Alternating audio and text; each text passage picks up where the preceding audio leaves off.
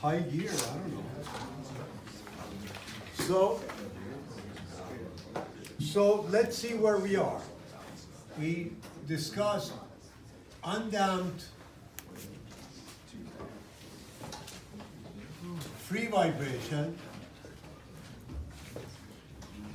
and the main thing we basically covered or basically resulted from that discussion was we understood what is natural frequency, how to derive the natural frequency, how to find it analytically and exact forms and so on, and how to model a system, okay, and solve for the response. But one of the main things was we learned how to evaluate one of the fundamental dynamic characteristics of the system, which is the natural frequency. Then we started the damped free vibration.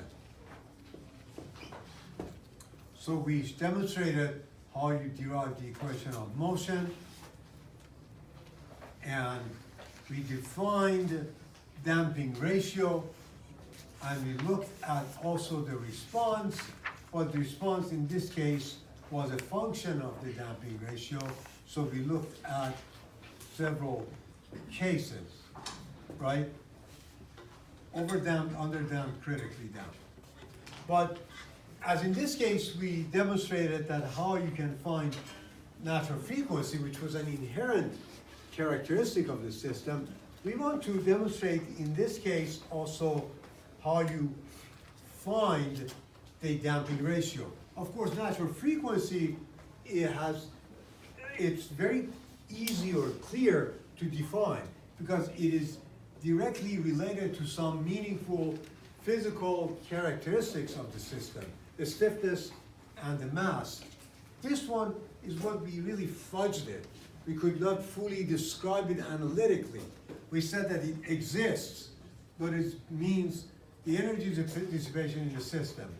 So we kind of artificially set up a relationship, but we nevertheless said this actually has a meaning. So by looking at the response of an underdamped system, right, which we did last time, because most of the damped systems are underdamped, okay, and looking at the two consecutive amplitudes of this response, which I call that un, and u at time n plus 1, in other words, is tn plus 1, we demonstrated that the ratio of these, okay, un plus 1 over un, okay, is actually a function like this,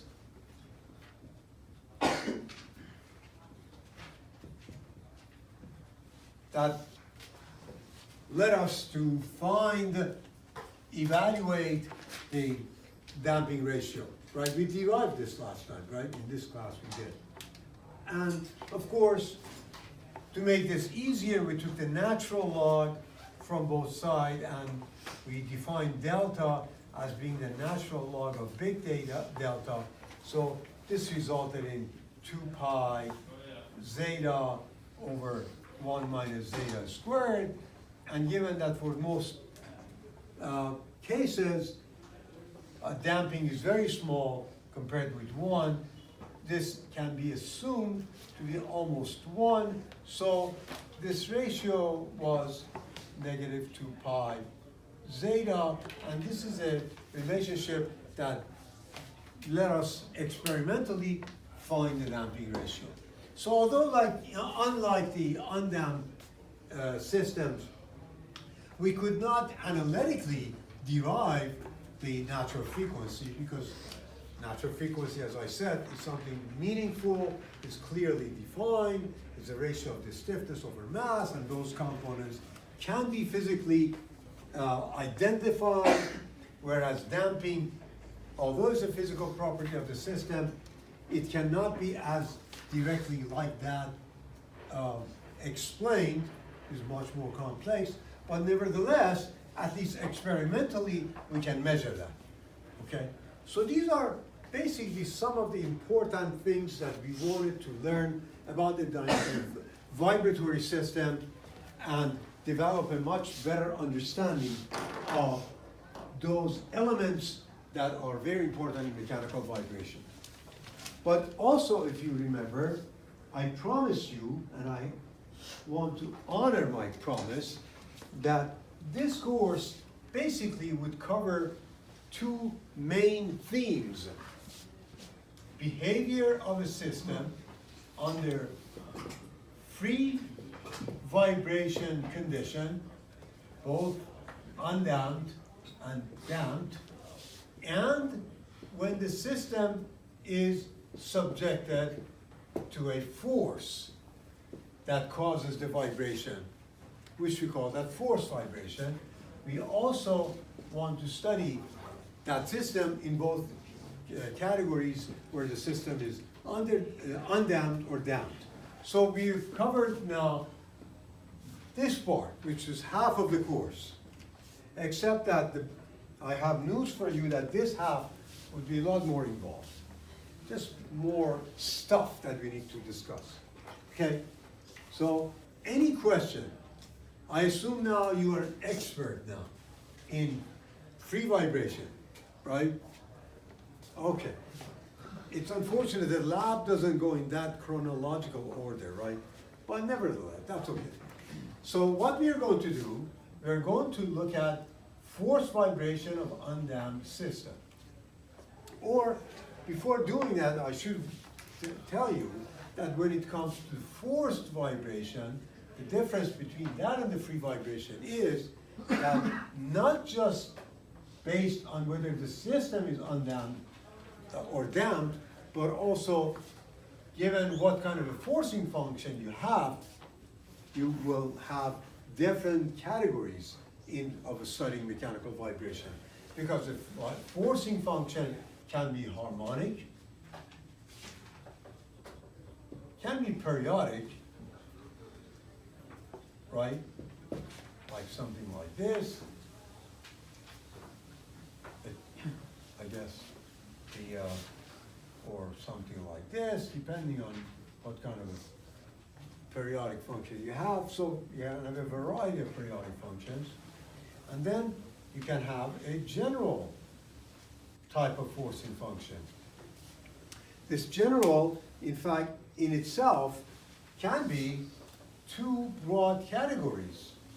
One, we call that random vibration, which in itself is a class of vibration in itself. It's two or three courses, right? And then deterministic. Deterministic means it can be expressed mathematically, however, it is not a nice function of these types. Can be a blast load, can be an impact load, can be all kinds of things, okay? So in the category of force vibration, we're going to look at all of these. Good news is that thanks to someone who I'm sure you appreciate, that mathematician, great French mathematician, a periodic function can be easily converted to a harmonic function, right? So how do you do that? Remember Mr. Fourier series? Okay, we'll get to that. Okay, so let's start with the first case. That is undamped force vibration. And the first case is under harmonic excitation or harmonic load. In other words, what we have now is this. We have this nice little simple system that we had. By now, you know it very well. You know how to identify a mass, the stiffness, set up the model for this system. But this system now is not freely vibrating, but it is in fact subjected to a forcing function that looks like this. Okay? Mathematically speaking, once you sort of a free body diagram and equation of motion, this is what you have. You get mu double dot, if this is the displacement, plus ku is equal to f0 sine omega t. Okay? So this is the equation of motion now. I'm sure you're all expert in solving differential equations, right? And you remember every step of it, right? So, but I make the assumption that although you're expert, you just forgot all that, but that's okay. So, how do you solve this differential equation? You have two parts, two solutions. One, we call that homogeneous part, right? Homogeneous part is what? This equal to 0, which we've already solved, undamped free vibration. And then you have a steady state, or you call that particular solution, right? Particular solution, we'll see now how you find it. And the total solution is the sum of these two. In vibration, we'll get to that. We'll assign different names to these. We call this steady state,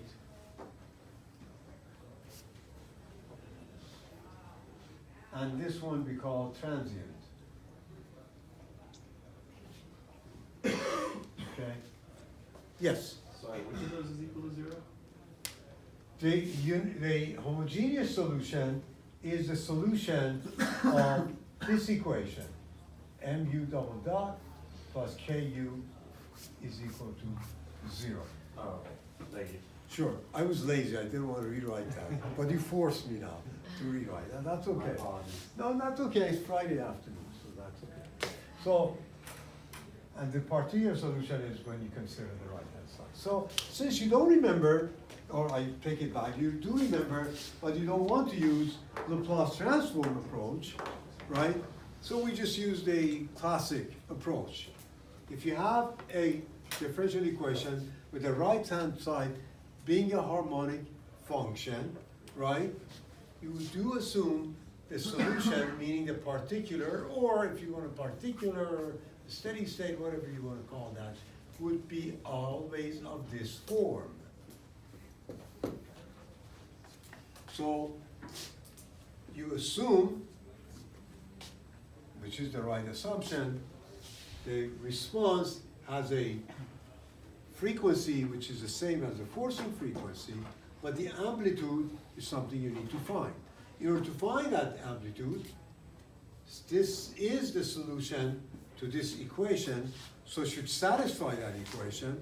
So substitute u in the left-hand part, equate the two. If you do that, you will, in other words, take the second derivative times n plus k times this, add them up, equal to the right-hand side, you get something like this, minus omega squared m plus k sine omega t is equal to f0 sine omega t. So the amplitude of the left-hand side and the right-hand side should be equal because sine is sine. So what that means, the amplitude that you're looking for would be f0 bar divided by negative omega squared m plus k. You can simplify this a little bit by dividing both numerator and denominator by k. So what you get here is you get 1 minus omega squared, right, m divided by k, and m divided by k is 1 over omega n squared. So this then is 1 minus omega squared over omega n squared. Therefore, this becomes f0 over k, 1 minus omega squared over omega n squared. So this is A. Therefore, a steady state response will be of this form.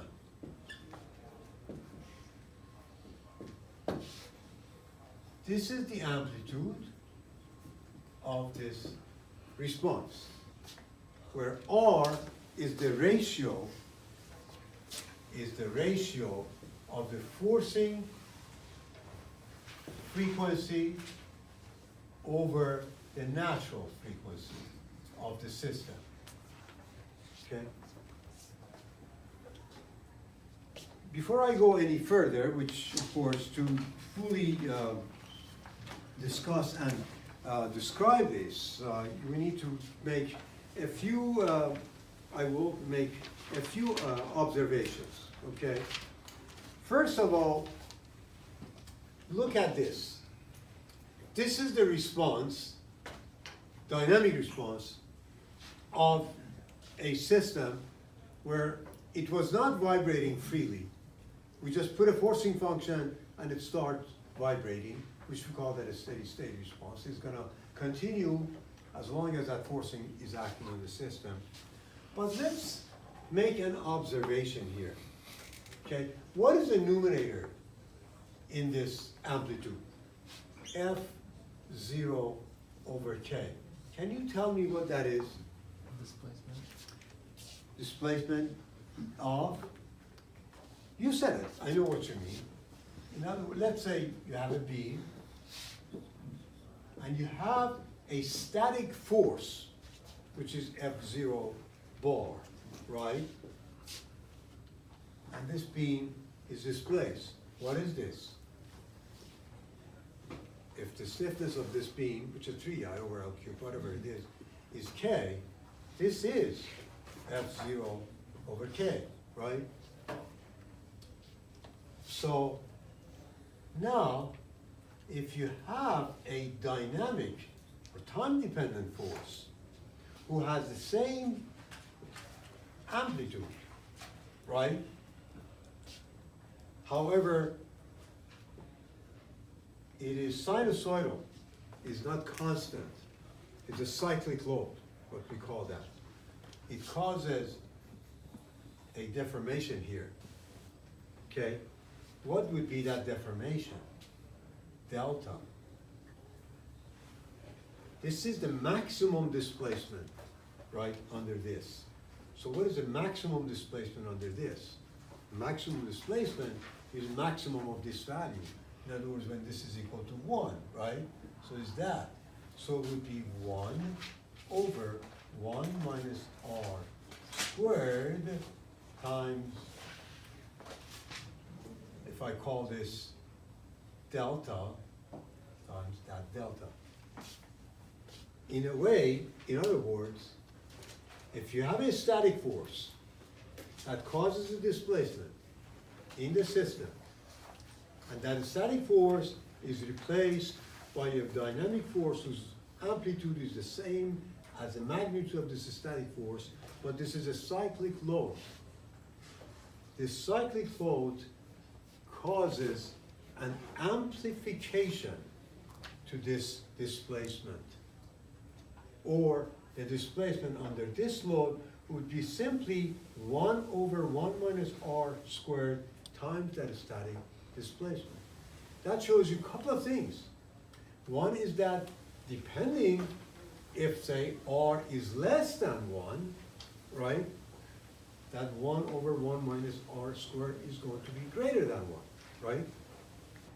So if the forcing function is larger than the natural frequency, right, what happens? The dynamic displacement is larger than the static displacement. If this forcing function is less than the natural frequency, right?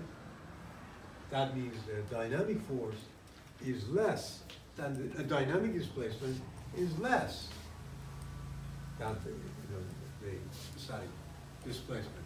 We are going to study this thoroughly, fully. I just wanted to show you that we study now forced vibration of system, not just that we want to derive the mathematical relationship for the response, but it has applications and implications. That is, when we want to design a system under a dynamic load, now what it means, you need to understand what is the stress, what is the strain, and so on in the case of dynamic loading, and how do you evaluate that. And if you have a harmonic load, you can easily relate that to a static loading. But we'll study this in much more detail. It was just a very, very quick observation. But for that reason, we call this creature an amplification factor, because it is a factor that actually amplifies the static displacement. We get to that also again. I'm going to repeat this so many times that you will just almost memorize that. Any questions? Yes. So did you say what happens when the ratio of the frequency and natural frequency is 1? We're going to get to that. Oh, is it? Yes, that's one of the things. This is just to throw this at you, and now we're going to beat that to death or explore all aspects of this, everything about this response. Okay? So, as we can see, there are a couple of things. First of all, the total displacement is a combination of the transient part and the steady state part. That total displacement or the steady state displacement depends on the ratio of those frequencies and so on. So we are going to study all of these, and therefore I will categorize or classify everything we want to understand about what we have done into what I call observations.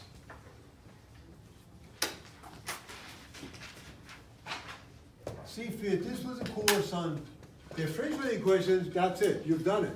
You solve the differential equation, but that's not what you're interested in. We want to understand the physical significance of these simple mathematical relationships. So observation number one. Observation number one is that, first of all, the steady state response, as you can see, has the same period or frequency as the forcing function. So this is the first observation.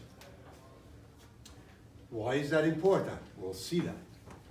Observation number two is, again, if you look at the steady state response at time equal to 0, okay, displacement is 0, but the velocity is not 0, right? Because you have what? U of S is F0 over K, 1 minus R squared sine of omega t, right? At time equal to 0, right, this displacement would be 0 because this is 0. But if you take the derivative, this would be omega cosine omega t. Cosine omega t at time equal to 0 is 1. So velocity is a non-zero quantity. Okay? So that's the second observation. The third observation is that, okay, what is the complete response?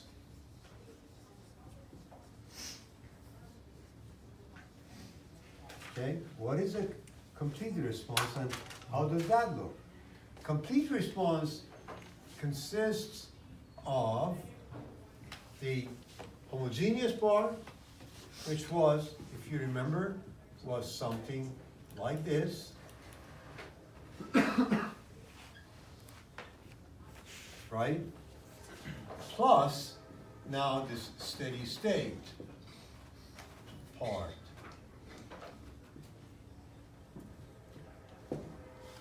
This is completely dependent on initial conditions and the natural frequency. And we call this, as I said, the transient part.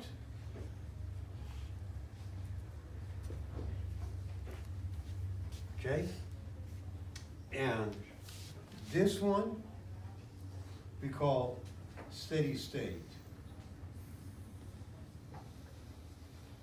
part. Okay? Now, let's see if you have this as the complete response. Yes? Is there a T after the sign of my N as well? Yes, you know, this is the last section, Friday afternoon. So, is that okay now? That's Looks great. good, beautiful. Okay, so, now, in this complete response, obviously we have two unknowns, and we need to have some initial conditions to derive those. Let's say that these initial conditions are 0.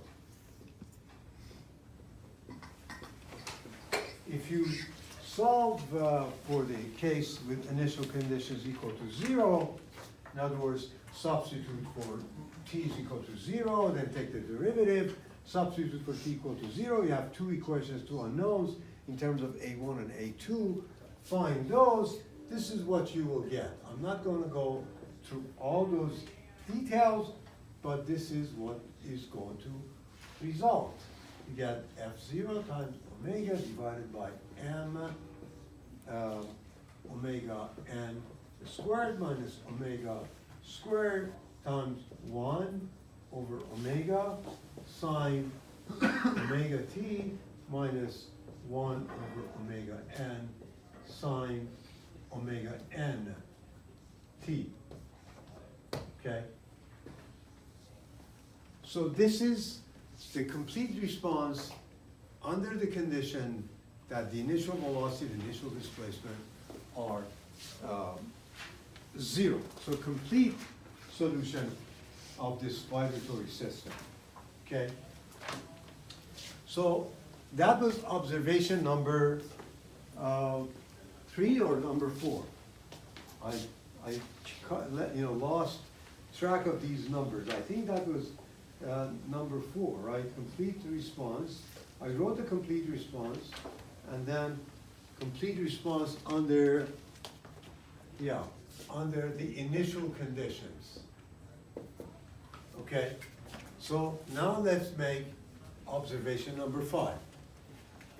I said that, okay, this is the amplitude of the steady state response. Maybe I should write that. The amplitude of steady state response, right? Now, let's look at it more closely. We said that f0 over k was the, let's call that f0 over k, static displacement, right? Static displacement due to a force that is equal to the amplitude of the harmonic force, okay? So, and of course, we define R as being the ratio of the forcing frequency to the natural frequency, okay? So let's look at this steady state response now. We can see that there are 3 cases that we are dealing with, depending on the values of R. we want to look at what is the response of this total response of the system. If R is equal to 1, that's case 1. Look at the total response. What happens? What will be that response? Can you see that if R is equal to 1, this is 0, and this is 0, right? So you have 0 over 0. What does that mean? You remember the contribution of yet another French mathematician. You know, 50% of what we do is thanks to those French mathematicians. From René Descartes to D'Alembert, Lagrange, you know, Fourier, and this is another one. L'Hopital, Laplace, you know. That must have had something to do with the environment. I don't know. When you're in that probably Mediterranean environment, nice and relaxed, your mind works better. I don't know. But anyway, what the L'Hopital rule says, right? This is an indeterminate case. You just take the derivative of the numerator and divided by the derivative of the denominator, and then substitute for this value. If you do that, you will see that for R is equal to 1, U of t will take this form. F0 divided by 2k times sine of omega n t minus t omega n cosine of omega n t. Can you see this function, what it looks like? Is the sum of a harmonic function plus the sum plus a harmonic function whose actually amplitude is directly related to time, so the amplitude increases with time. If you plot that function, that response, you will see it looks like this.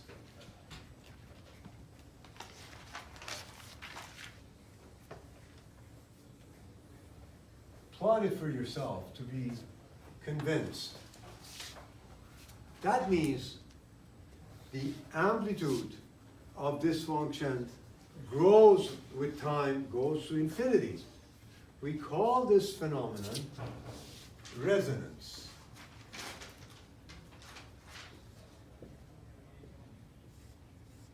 So, what is resonance?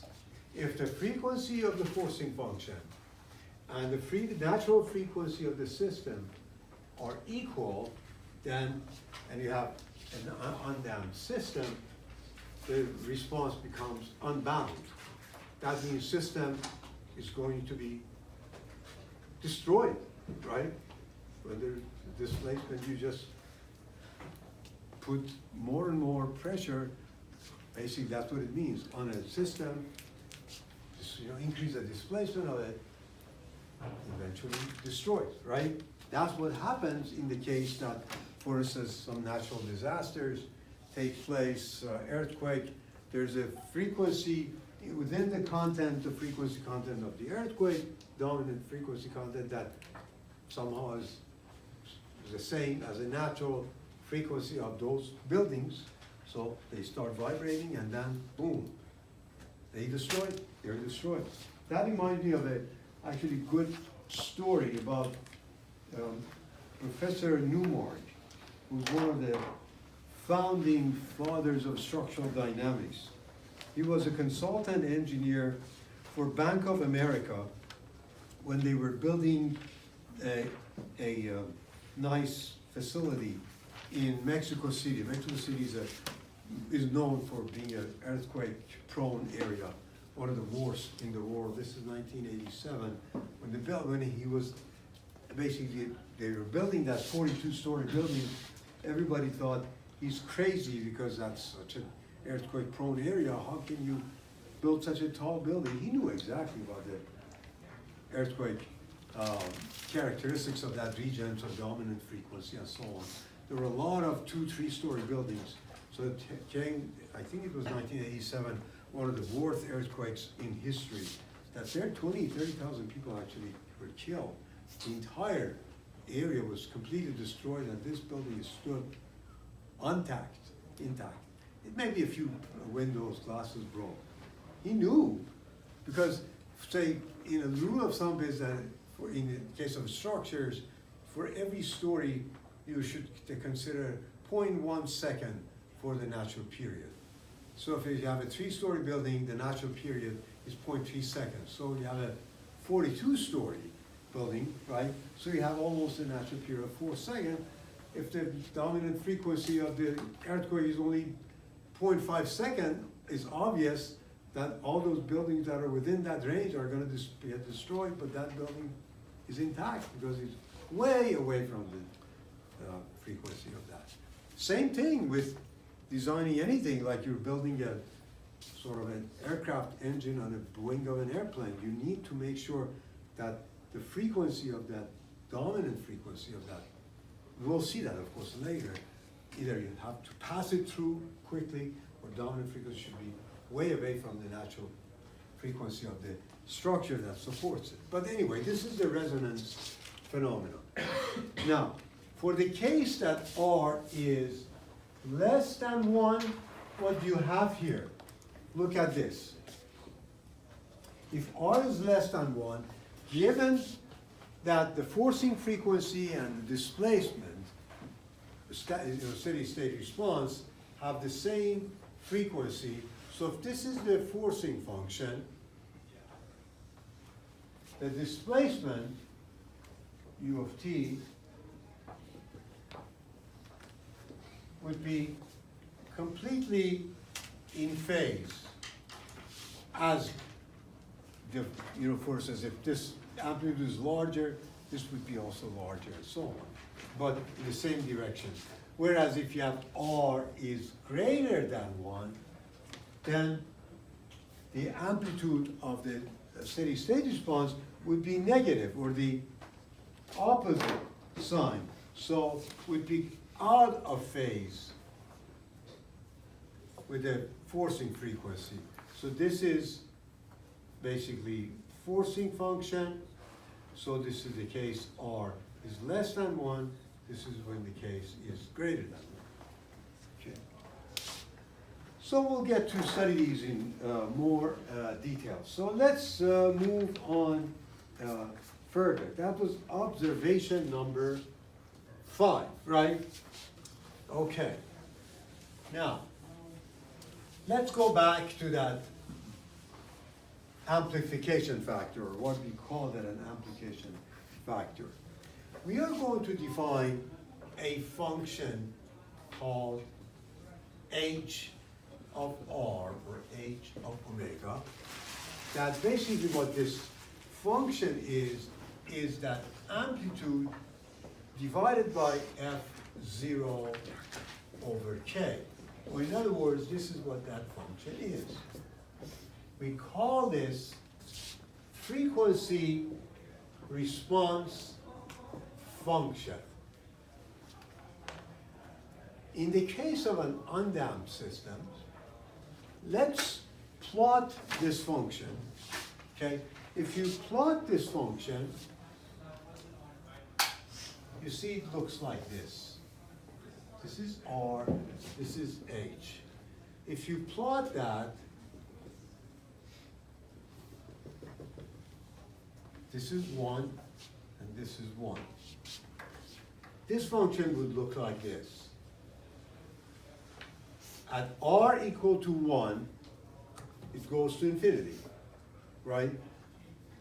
But as R increases, okay, it's going to start decreasing. R becomes equal to 1 again, at where? If R is equal to square root of 2, right? The absolute value of this becomes 1 again. So at square root of 2, and then this goes on. So this is basically the observation that we make, that what it is, this is the case of resonance. Okay? So, but other things that this demonstrates is what? If you have a forcing function such that its frequency, right, or the ratio of its frequency to the natural frequency of the system is greater than 1, right? Right? This is going to increase the vibration to go unbound. In other words, for R, okay, going from 0 to what? 1, this is going, as increases from 0 to 1, the amplitude of the response is going to increase, right? But if R is greater than 1, right, and start to increase, the dynamic response, okay, is going to actually decrease, and this is the critical point. If you want to have a system that is built, let's say, is undamped, supporting a harmonic force. Let's say you have a motor on a beam, the forcing function of this motor is harmonic, obviously, sitting on the beam. If you want to be on the safe side, you choose the frequency of that motor such, or you design your system such for the case that is really safe is when the forcing frequency, right, is always such that this is greater than a square root of 2. Or in other words, that forcing frequency over the natural frequency, if it is greater than 2, what does that mean? That means omega is 1 over square root 2 omega n, right? That means this is the best condition, or more.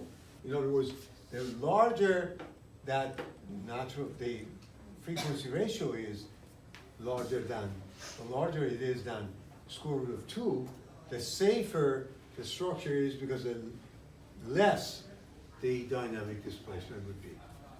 This also shows you that necessarily dynamic, basically vibratory response of the system is not necessarily more severe than the static displacement.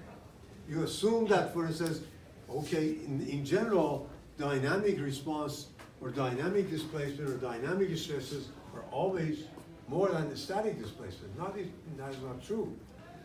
It depends on the frequency of the forcing function if you're dealing with a harmonic forcing function.